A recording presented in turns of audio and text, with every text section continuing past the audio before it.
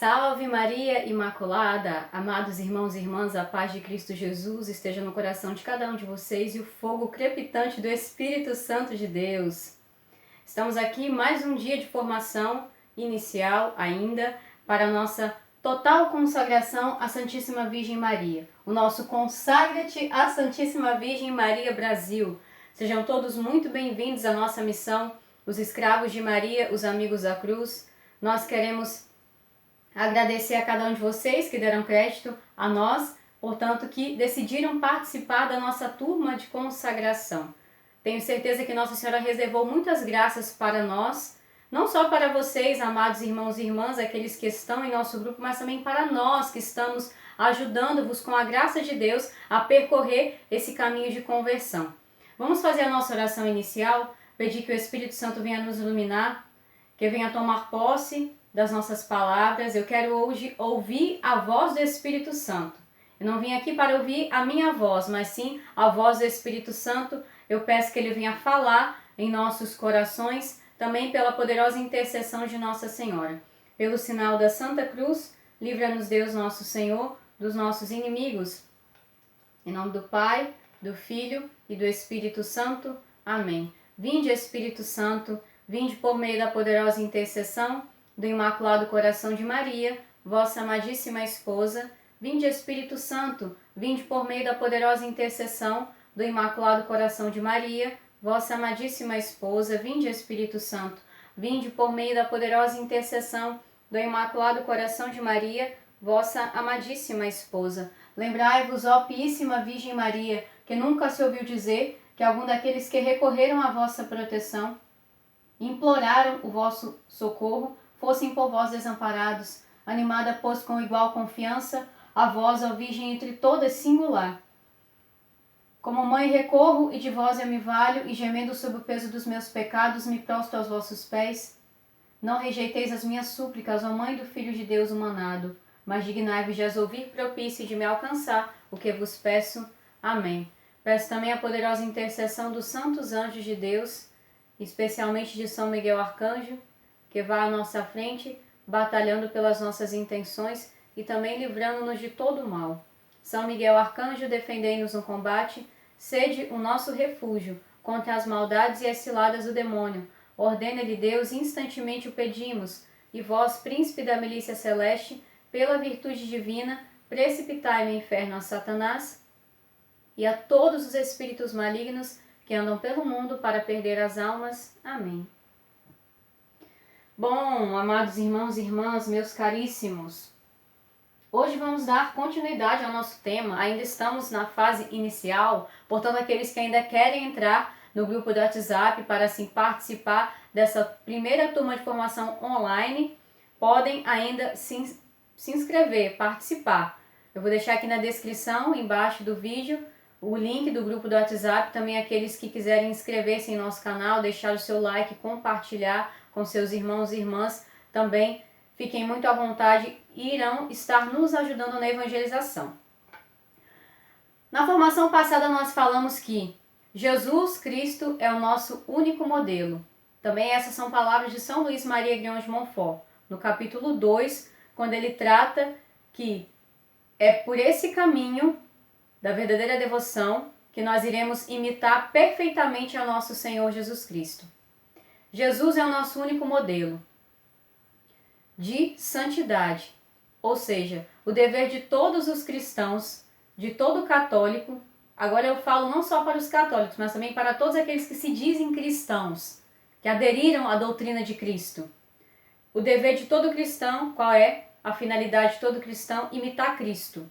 Cristo é o nosso exemplo, é o nosso modelo. A vida santa é imitar Jesus. A vida santa é imitar Jesus em todas as coisas, em todas as obras, em todas as ações.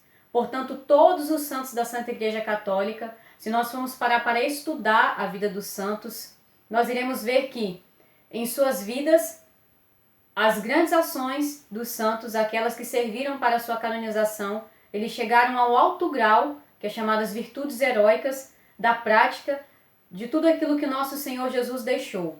Eles chegaram a esse grau de união com Jesus, não só de união, mas de imitação de Cristo. Nós podemos ver, vou dar só 2 exemplos básicos, assim, não vou alongar muito falando da vida dos santos, porque aqui o foco é a verdadeira devoção. Mas Santa Teresa de Ávila, essa grande santa doutora da igreja, que também é a nossa baluarte, ela, no seu livro da vida e também no Caminho de Perfeição, que é um livro muito conhecido dela, ela sempre diz claramente o seguinte, que aqueles que querem verdadeiramente alcançar um perfeito cumprimento da vontade de Deus, que querem seguir mesmo a doutrina de Jesus, olhem para Jesus humanado, Jesus encarnado, o Verbo eterno de Deus Pai, que é Deus e também homem. Todos os santos vão seguindo esse caminho, ok? Olhando para a humanidade de Jesus, a humanidade. A humanidade que nós devemos imitar, porque aí nós podemos alcançar aquilo que está palpável para nós. Nós somos seres humanos, Deus é Deus. Aí já vai a grande diferença. Portanto, Jesus, tendo se encarnado, quer nos deixar o seu belo exemplo. Outra grande santa da nossa igreja, também carmelita, Santa Elizabeth da Trindade, nos seus relatos, e ela chegou num grau tão grande de união com Cristo, seu divino esposo, que na sua oração, quando ela fala uma oração belíssima, onde ela deixa que ela queria ser como um suplemento da humanidade de Jesus. Um suplemento da humanidade de Jesus. Ou seja, é o Cristo vivendo e agindo em nós. Temos também uma música bastante conhecida no nosso Brasil, podemos assim falar, embora já é uma canção muito antiga, mas muitos ainda conhecem até hoje e até brincam com essa canção. Amar como Jesus amou, sonhar como Jesus sonhou, do nosso querido Padre Zezinho. Então, pensar como Jesus pensou, sentir como Jesus sentiu, sorrir como Jesus sorria, enfim, tudo fazer como Jesus, imitar Jesus. Imitar Jesus, nós sabemos que para entrarmos nesse caminho também não é tão fácil. A vida santa não é nada fácil. Porém, muitos dos nossos irmãos, não só, agora eu falo protestantes, quando eu digo protestante, eu estou me referindo a todas as outras igrejas que não fazem parte da doutrina única de Cristo, da única igreja deixada por nosso Senhor Jesus Cristo, protestante, que protesta contra a única e verdadeira doutrina católica. Então, mesmo nossos irmãos protestantes, não só eles, mas também muitos entre os católicos, deixam muito a desejar na sua imitação a Cristo. Não é fácil nós imitarmos Jesus, nós somos seres cheios de defeitos, de falhas, de pecados, não só veniais, mas também mortais, os requisitos dos pecados mortais dentro de nós, mesmo aqueles já confessados. Então, a nossa vida de imitação com Cristo não é fácil, porém não é impossível, está ao acesso de todos nós, está ao acesso de todos. E vamos agora ver o que o próprio nosso Senhor nos fala quando Ele quer dizer que Ele é o nosso exemplo, que Ele nos deixou o exemplo a seguir do serviço, da sua humildade, do seu caminho de humilhação, e que assim foi o caminho de todos os santos, daqueles que chegaram à alta santidade, mas também de todas as almas que foram salvas. Aqui também é uma questão para nós meditarmos. Não é assim, às vezes a gente fala de santidade, a vida santa é imitar Jesus, a pessoa fica, ai meu Deus, isso não é pra mim, isso não é pra mim. Não, calma. É para todos nós sim. Nós já tratamos bastante do tema. Todos nós somos chamados à santidade, é o chamado universal. Porém, se nós lutarmos diariamente na nossa vida de conversão, nós vamos chegando, nós vamos subindo, nós vamos alcançando essa graça que nós tantos almejamos. Nós temos que querer, temos que desejar. Não é para ficarmos também parados, assim, achando que não servimos para nada, não prestamos para nada, negativo.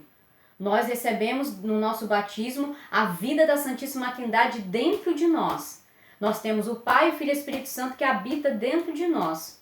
Até eu fiquei muito contente, eu conversei com uma irmã que está acompanhando as nossas formações, que ela ainda não recebeu o sacramento do batismo, porém ela quer muito receber o sacramento do batismo e fazer também a sua total consagração. Eu louvei a Deus, por quê? Porque uma pessoa que recebe o santo batismo já na idade adulta ou na idade juvenil, enfim, a pessoa ela vai receber o perdão, a remissão de todos os seus pecados de toda a vida, acabou. Naquele momento em que a pessoa é batizada, ela é totalmente santa, ela vira santa naquele instante. Porém, claro, depois cabe a ela permanecer perseverar nessa graça santificante que é chamada, porque a vida da Trindade habita dentro de nós.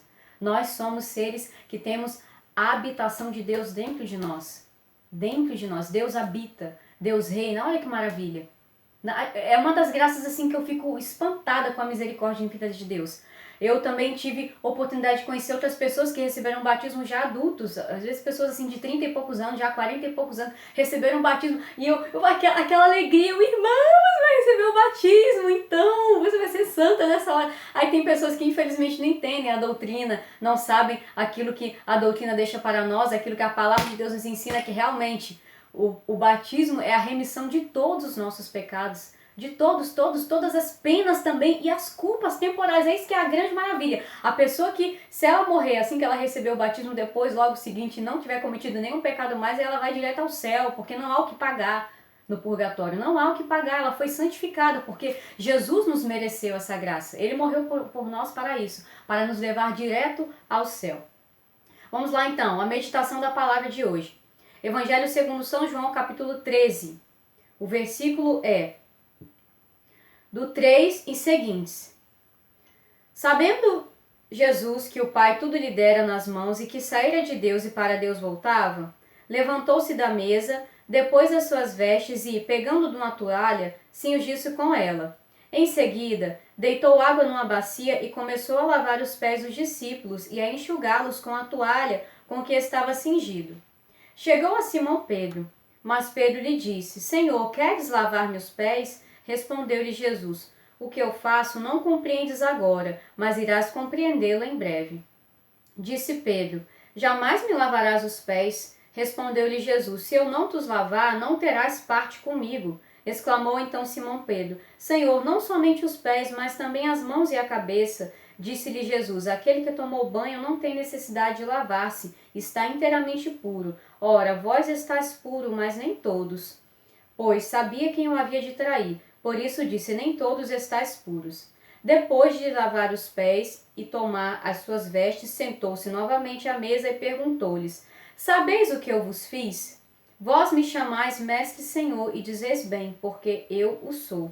Logo, se eu, vosso Senhor e Mestre, vos lavei os pés, também vós deveis lavar-vos os pés uns dos outros. Dei-vos o exemplo, para que, como eu vos fiz, assim façais também vós. Em verdade vos digo, o servo não é maior do que o seu senhor, nem o enviado é maior do que aquele que o enviou. Se compreenderdes essas coisas, sereis felizes, sob condição de as praticardes. Palavra da nossa salvação, glória a vós, Senhor. Então ficamos aqui até o versículo 17. O que Jesus está falando aqui? Que ele deu o exemplo a seguir, ou seja, o exemplo a seguir, a imitar. Portanto, todos os católicos de boa vontade, e mesmo aqueles protestantes que querem alcançar a sua salvação, que querem viver a verdadeira vida com Cristo, têm que imitar Cristo. Tem que imitar mesmo as suas ações, nas suas obras, em todo o seu proceder. E se uma pessoa que assim quer viver, quer recusar ou recusa de livre e espontânea vontade, de livre consciência, todo o caminho que Jesus percorreu nesta terra, não vai ser uma cópia de Cristo. Não vai estar imitando, seguindo os exemplos de Cristo. Aí já vamos começar lá na fase inicial. O Verbo se encarna. Por meio de quem? Da Santíssima Virgem Maria. Como é que uma pessoa vai querer nascer como Jesus, não é imitar Jesus? Jesus não é o modelo, o exemplo? E não querer nascer desse ventre imaculado? E não querer aceitar ser ninado por esses braços imaculados? E não querer aceitar ser alimentado por esse seio virginal, não querer aceitar, deixar que ela nos ensine a caminhar, a dar passos, que ela nos ensine a falar, que ela nos ensine a mover, que ela nos ensine todas as coisas como ela ensinou o próprio Jesus. Ou seja, não há questão. Não vai ter como uma pessoa dessa chegar à imitação de Cristo, chegar à santidade, chegar a ser outro Cristo. Por quê? Porque rejeitou o vaso da eleição, rejeitou o mesmo caminho, o mesmo mover de Jesus. Vocês entendem, amados irmãos e irmãs caríssimos, como essa questão é tão forte e é tão complicada hoje dentro da Santa Igreja, quanto mais fora, para aqueles nossos irmãos e irmãs que infelizmente estão em outras doutrinas, que negam a Santíssima Virgem Maria. Muitos rejeitam, pisam nela, infelizmente. E nós temos o grande dever de, ao contrário, aceitar tudo como Jesus fez, querer tudo como Jesus quis e seguir esse exemplo maravilhoso, porque Ele é Deus. Deus, quando Ele age na história da humanidade, Ele não vai assim, como um ser humano, né? Totalmente diferente. Não vai assim vamos ver, fazer isso aqui para ver se dá certo, se vai ficar legal. Não! Deus é Deus, Ele age tudo com perfeição, em tudo com perfeição. Deus sabe o que faz. Né? Nós temos também aquele ditado, manda quem pode, obedece quem tem juízo. Deus sabe o que faz. Se Ele escolheu esse caminho, nós não precisamos nem procurar saber o porquê. Basta baixarmos a nossa cabeça e dizer, amém, Deus, porque Tu sabes de todas as coisas. Tu és o meu Criador, Tu estás acima de mim, muito além de mim. Então eu aceito o jeito que Deus quer fazer as coisas, o jeito que Deus quer me santificar por meio dela, de nossa Mãe amada Maria Santíssima. Vamos agora ouvir as palavras do próprio São Luís, quando ele quer nos alertar sobre essa questão que é tão complicada, confusa, mas que nós que queremos entrar nesse caminho de conversão não podemos pôr restrições alguma quanto a isso. Eu estou no capítulo 2 do tratado, o número 61 e seguintes. A primeira verdade, Jesus Cristo é o fim último da devoção à Virgem Maria. Jesus Cristo, nosso Salvador, verdadeiro Deus e verdadeiro homem, deve ser o fim último de todas as devoções, que de outro modo elas seriam falsas e enganadoras. Jesus é o alfa e o ômega, o princípio e o fim de todas as coisas.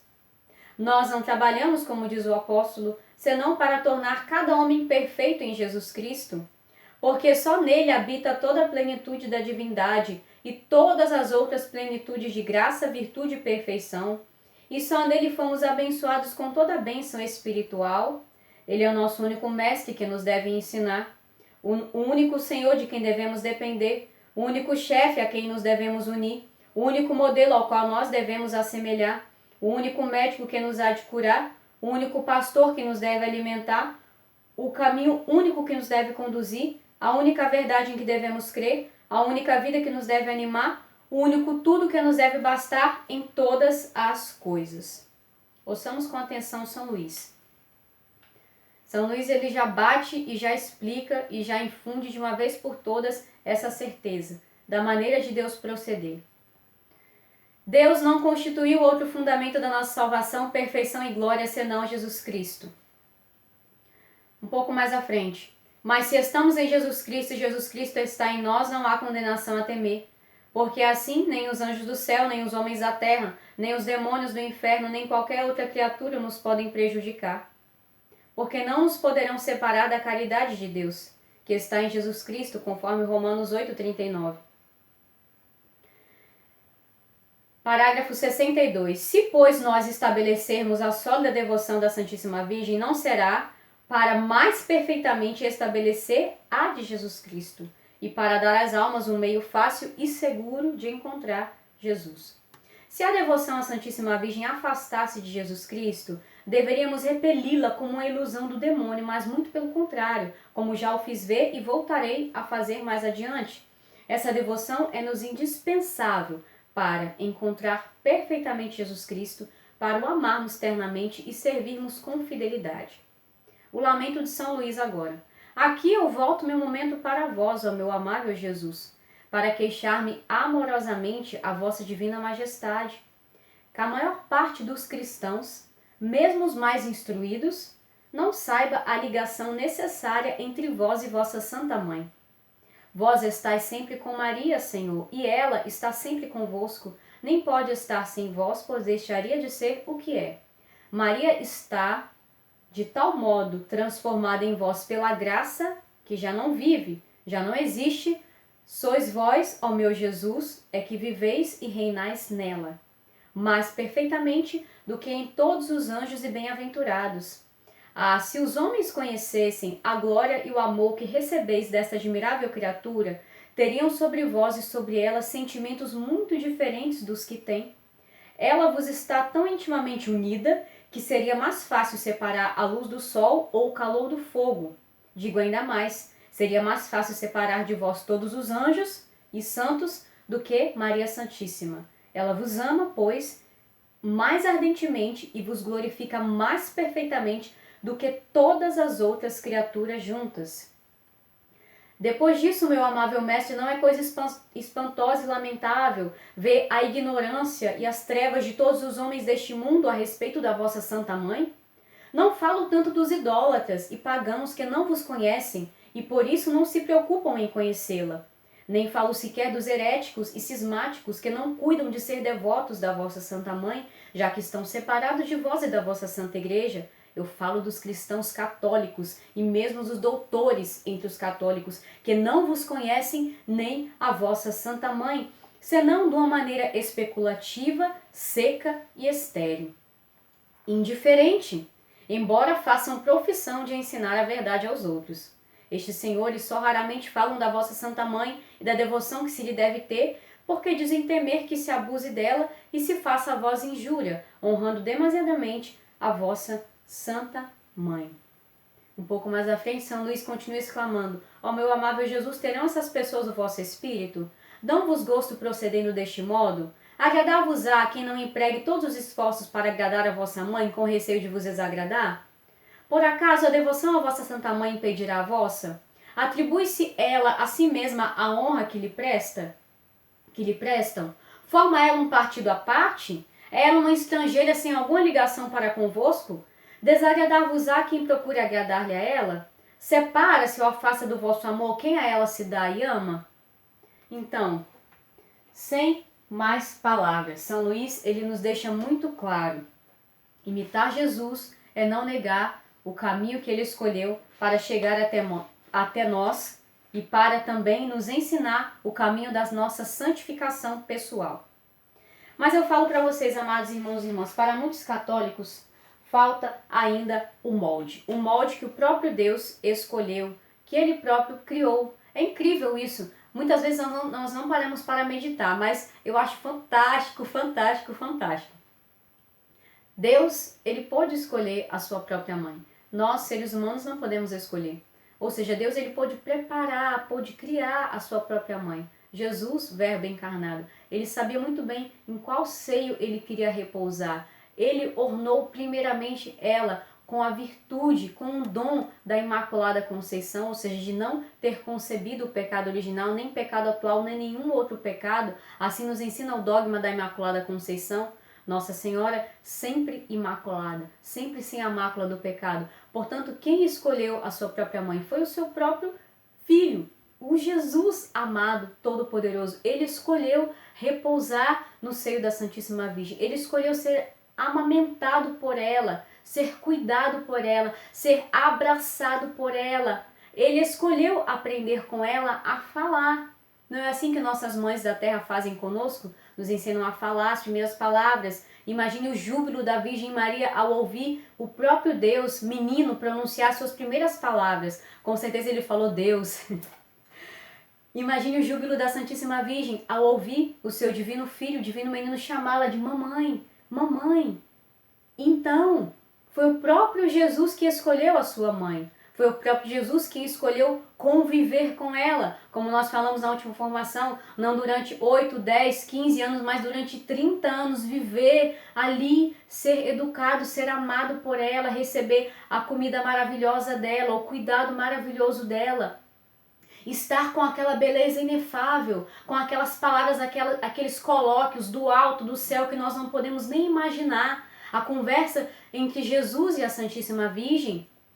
O São Luís ele fala no tratado que o São Dionísio Areopagita, que é um servo de São Paulo, um missionário que também ajudou muito São Paulo nos tempos das suas missões, que esse santo, quando ele viu a Santíssima Virgem, ele conheceu a Santíssima Virgem pessoalmente quando ela ainda vivia na terra.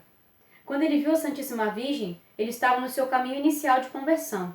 Já estava com os apóstolos em grandes missões. Porém, ele não tinha assim, o conhecimento da mãe de Jesus, pessoalmente. E quando ele a conheceu, ele a pôde conhecer ainda em vida na terra, ele ficou tão extasiado, mas tão pasmado com a beleza da Santíssima Virgem, que ele disse que ela parecia uma deusa. Tamanha beleza da Mãe de Deus, tamanha pureza, a virgindade dela. Ela, quando a Nossa Senhora, quando ela passava, quando ela andava, ela não transmitia assim aquele olhar pecaminoso dos homens, porque tamanho era o esplendor da virgindade dela, da pureza, da bondade, da misericórdia dela, as suas palavras. Quando ela falava então com os apóstolos, com os discípulos, eles ficavam em êxtase. Tamanha santidade de Nossa Senhora, tamanha beleza. Então toda essa beleza foi o próprio Jesus quem escolheu. Um grande santo da nossa igreja também nos ensina que Deus ele poderia ter criado um mundo melhor com uma paisagem mais bela, com árvores mais belas, com um mar mais belo, enfim, com tudo de belo, animais, enfim, seres humanos mais belos. Poderia, se ele quisesse, mas porém não poderia ter criado uma mãe superior à Santíssima Virgem, porque ele já depositou nela tudo o que ele quis. Ele criou a sua mãe mais perfeita. Ele a escolheu assim. E vamos lá então para o número 32. Não rejeitarmos o molde que o próprio Deus escolheu, porque ele escolheu esse molde. Ele desenhou esse molde à sua maneira. Deus Pai criando a Santíssima Virgem, ele pôde fazer isso. Desenhar cada detalhe da sua bela e amorosa mãe e preservá-la de toda mancha do pecado e conservá-la nessa graça, claro, com a sua própria liberdade. Com a sua própria liberdade. Nossa Senhora assim quis corresponder à graça que Deus havia conferido a ela de ser imaculada. Ela quis perseverar livre de todo pecado mortal. De todo e qualquer pecado. Eu estou no número 32. Vamos lá, número 32 do tratado. Aqui. Se Jesus Cristo, a cabeça dos homens, nasceu dela, todos os predestinados, membros dessa cabeça, também dela devem nascer, por uma consequência necessária. A mesma mãe não pode dar à luz a cabeça ou o chefe sem os membros, nem os membros sem a cabeça. Isso seria uma monstruosidade da natureza. Do mesmo modo, na ordem da graça, a cabeça e os membros nascem também de uma só mãe. De uma só mãe. Se um membro do corpo místico de Jesus Cristo, quer dizer um predestinado, nascesse de outra mãe que não fosse Maria, que gerou a cabeça, não seria um predestinado, nem um membro de Jesus Cristo, mas sim um monstro na ordem da graça. Além disso, Jesus Cristo é hoje, como aliás sempre, o fruto de Maria, como o céu e a terra lhe repetem 1000 e 1000 vezes por dia. Bendito é o fruto do vosso ventre, Jesus. Por isso é certo que Jesus Cristo é tão realmente o fruto e a obra de Maria para cada homem em particular, que o possui como para todo mundo em geral. De maneira que se algum fiel tem Jesus Cristo formado no seu coração, pode dizer ousadamente, graças a Maria, o que eu possuo é fruto e obra sua, e sem ela não o teria. Sem ela não o teria. Reconhecer o molde e deixar ser também gerado por ela. São Luís deixa muito claro, aqueles que querem formar-se em Cristo Jesus, imitar Cristo Jesus, ser um modelo de Cristo Jesus, ser um outro Cristo, um cristão autêntico, verdadeiro, mas rejeitam o molde, rejeitam serem gerados pela Santíssima Virgem, são monstros e nunca alcançarão a plenitude da santidade.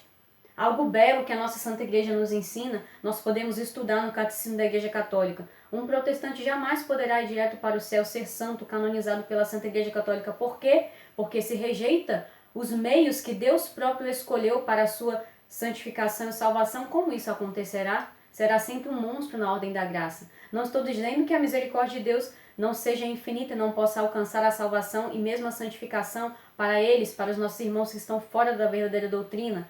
Porém, no caminho ordinário, eles não entram. Talvez por livre e espontânea vontade, mas talvez por ignorância, porque não chegaram ao verdadeiro conhecimento. Portanto, nós que temos essa graça, vamos abraçá-la, amados, caríssimos irmãos e irmãs. Não desperdicemos essa graça, é para todos nós. Vamos com coragem, vamos mergulhar nesse caminho com coragem. Vamos até o fim nesse caminho, vamos perseverar neste caminho. Amém? Nossa meditação já vai terminar por aqui. E vamos pedir a bênção de Nossa Mãe do Céu, a santa perseverança. Eu agradeço a cada um de vocês, amados irmãos e irmãs, que estão conosco nesse caminho.